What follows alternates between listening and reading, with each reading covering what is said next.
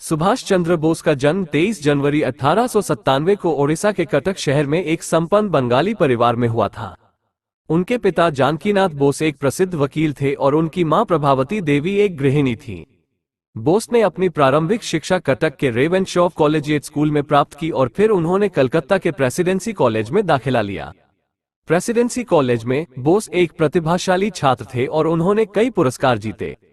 1919 में बोस ने भारतीय सिविल सेवा की परीक्षा उत्तीर्ण की, लेकिन उन्होंने नौकरी स्वीकार करने से इनकार कर दिया और इसके बजाय राजनीति में शामिल हो गए। 1920 में बोस ने भारतीय राष्ट्रीय कांग्रेस में शामिल हो गए और जल्द ही वे पार्टी के सबसे युवा नेताओं में से एक बन गए। 1928 में बोस कांग्रेस के अध्यक्ष चुने गए, जो उस समय केवल 31 वर्ष की आयु में था। 1930 के दशक में बोस ने कांग्रेस के अधिक उग्रपंथी रुख का समर्थन किया। उन्होंने अहिंसा के सिद्धांतों को खारिज कर दिया और ब्रिटिश शासन के खिलाफ सशस्त्र संघर्ष का आह्वान किया। 1932 में बोस को ब्रिटिश सरकार ने गिरफ्तार कर लिया और उन्हें 5 साल के लिए जेल में डाल दिया गया।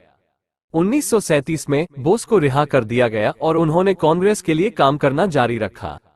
1939 में बोस कांग्रेस के अध्यक्ष पद के लिए फिर से खड़े हुए, लेकिन उन्हें महात्मा गांधी के समर्थक सरदार वल्लभभाई पटेल ने हराया। इस हार से बोस निराश हो गए और उन्होंने कांग्रेस से इस्तीफा दे दिया। 1941 में बोस जर्मनी गए और उन्होंने भारतीय राष्ट्रीय सेना (ईना) की स्थापना की। ईना एक भारतीय सेना थी जो ब्रिटिश शासन के खिलाफ लड़ने के लिए जापान के साथ मिलकर काम कर रही थी। 1943 में बोस ने सिंगापुर में ईना की कमान संभाली। बोस ने ईना को एक प्रभावी बल में बदल दिया। उन्होंने ईना सैनिकों को "तुम मुझे खून दो, मैं तुम्हें आजादी दूंगा" का नारा दिया। 1944 में ईना ने ब्रिटिश सेना के खिलाफ कई सफल अभियान किए। 1945 में द्वितीय मानना है कि वो एक विमान दुर्घटना में मारे गए, जबकि अन्य का मानना है कि वो जीवित रहे और सोवियत संघ में बस गए। सुभाष चंद्र बोस भारत के स्वतंत्रता संग्राम के सबसे महान नेताओं में से एक थे।